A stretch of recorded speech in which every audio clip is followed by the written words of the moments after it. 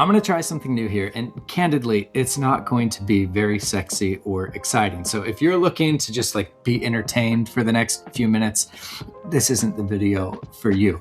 However, so many of you who come onto this channel find me because you are just frustrated with the way the real estate industry and buyer agency in particular operates. And that's why you're looking for options of how to represent yourself. And obviously, I get it. That's why I create this kind of content and run this channel. Well, recently I started writing long form articles really geared more at industry insiders trying to affect positive pro-consumer change, making it easier for DIY homebuyers to participate in the housing market and for people who choose to hire an agent to make the agency relationship better aligned with homebuyers' goals.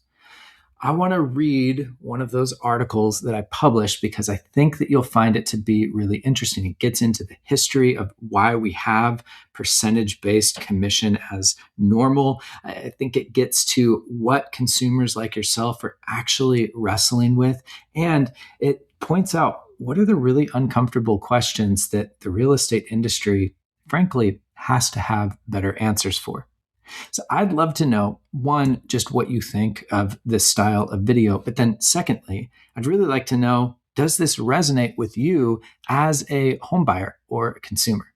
So let me know in the comments. And of course, if it does resonate, if you like this, the best ways to tell me apart from a comment are to hit the like and the subscribe button. And if you share this with a friend, I wouldn't be mad about that either. But let's go ahead and dive into the article I wrote. I'll put a link to the Substack article. It's the Realtor Gone Rogue. That's my publication on Substack. And here it goes. So title, Why the Buyer Agent Commission Model Was Never Defended on Merit. The inherited compensation structure that avoided scrutiny for decades, and it can't anymore. Here's the main body. Remember when investors paid commissions on every individual stock trade? $7 here, $10 there, sometimes more. The fees weren't widely debated. An annoyance, maybe, but they were understood as the cost of doing business, or at least that's how your broker explained it. Then, in 2019, Robinhood launched with a very simple premise: zero commission trading. And within weeks, firms like Charles Schwab and TD Ameritrade followed suit. A pricing structure that had persisted for decades disappeared almost overnight. Not because investing became less valuable, not because financial advice became obsolete, but because once an alternative model exposed the old structure, the legacy model had to justify itself on its merits. And under scrutiny, the justification wasn't as durable as the industry had long assumed. And today, the traditional buyer-agent commission model is facing the same reckoning. Now, there's an old saying in mechanics that a check engine light is designed to come on miles before the car stops running. And the lawsuits, regulatory changes, negative headlines, and declining consumer sentiment directed at real estate commissions are the industry's version of that warning light. Yes, the traditional system is still running, and most agents will tell you that it's running just fine. But a check engine light isn't a sign that the car is broken right now. It's a signal that something under the hood warrants a closer look before it becomes worse. And in the spirit of popping the hood, the first place that we need to look is to the past so that we can understand how we got here. Now, buyer agency is a relatively new concept in the 250-year history of American real estate. Prior to the late 1980s, buyer agency simply didn't exist. Sellers would hire listing agents, and listing agents had cooperating brokers whose job was to bring a buyer to the transaction. And these cooperating brokers were called subagents. Now, despite showing the buyer properties, writing the contract, and guiding them through the process, subagents had no official agency relationship with the buyer. Their fiduciary duties ran exclusively to the seller. So, simply stated, buyers had help, but they did not have a representative. And cooperative compensation, that is, the practice of listing agents splitting their commission with cooperating agents, made a lot of sense under this model. All agents were working for the seller, therefore, all agents were paid by the seller. Simple. Now, unsurprisingly, subagency produced significant complaints and lawsuits from buyers who felt like they were misled by subagents. And out of that tumultuous period, formal buyer agency was born in the late 80s, early 1990s. But for the first time, a buyer could have an agent whose fiduciary duties ran solely to them. Truly, at this point in history, representation evolved. However, compensation did not. Cooperative compensation carried over largely intact. Buyer agents were still functionally paid by the seller at a percentage the seller had agreed upon with their listing agent. Now, giving the benefit of the doubt, the carryover was probably more pragmatic than malicious, but it had one very obvious benefit for buyer agents, and that was the ability for them to tell their clients, "My services are free to you." Now, from the dawn of buyer agency until August 17th, 2024, negotiating your buyer agent's commission was almost a nonsensical concept to most consumers. Agents were free to home buyers. Sellers paid them. End of discussion, right? And here's the thing about free. You don't interrogate the price of something that costs you nothing.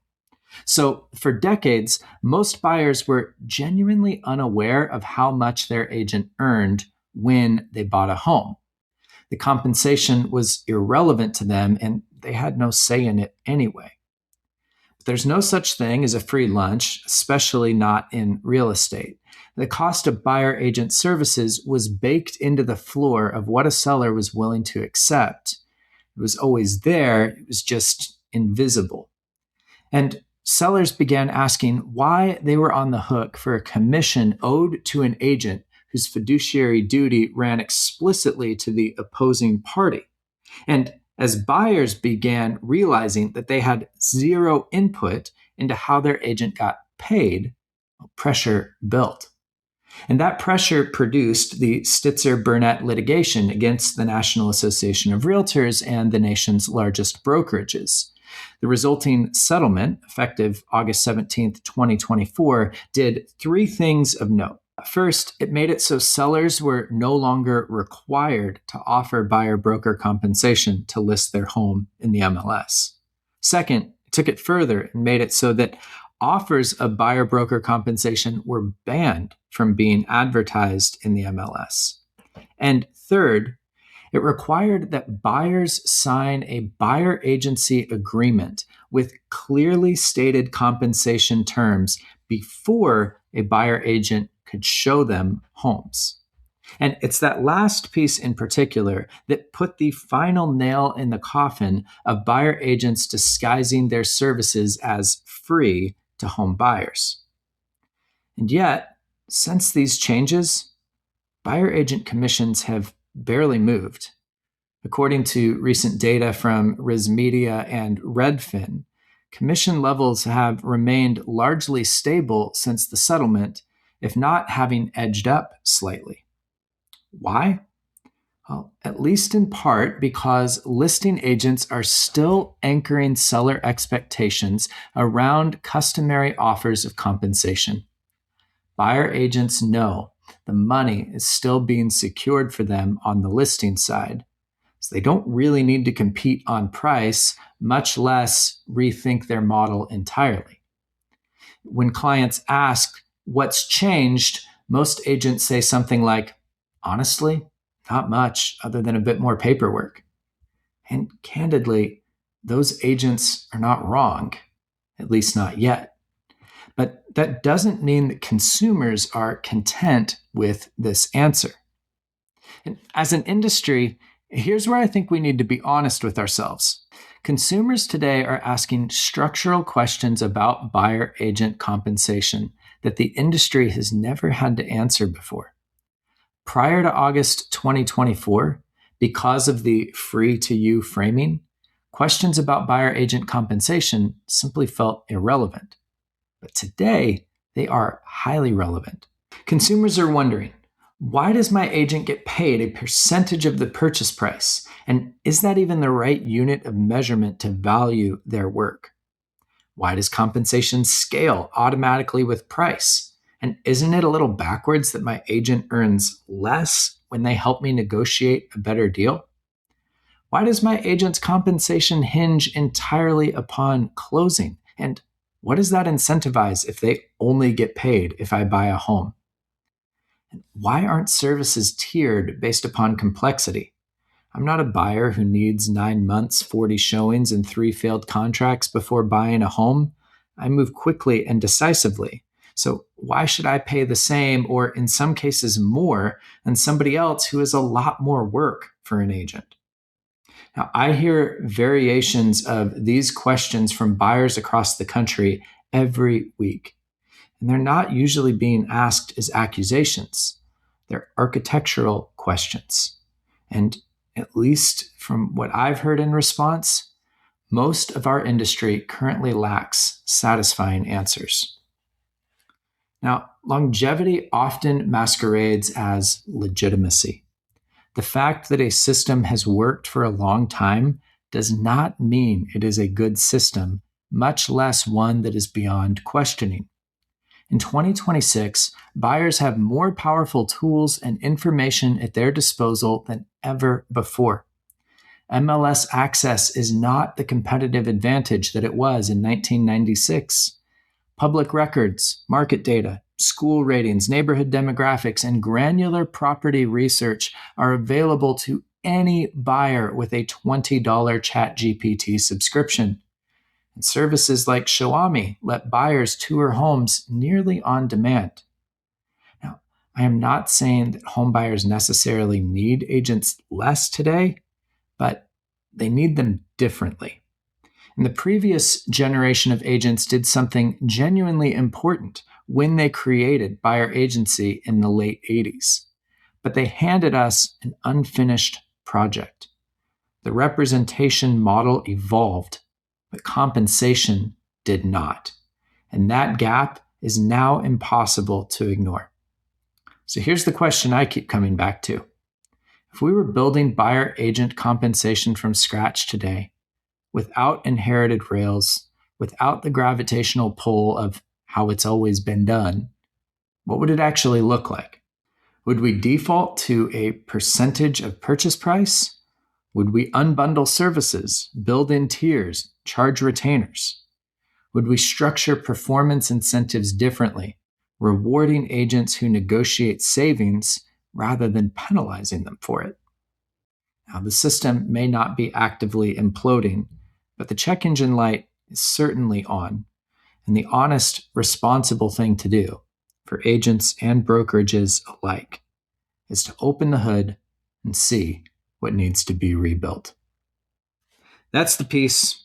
Let me know what resonated, what questions you've got. And if you like this kind of stuff, let me know and I'll do more of it. I will get back to also doing the real practical hits on DIY home buying. But thanks for indulging me on this one. And check out the links in the show notes. And if you want to talk about buying a home on your own, I'm your guy. So book a call and we'll go from there. Thanks, y'all.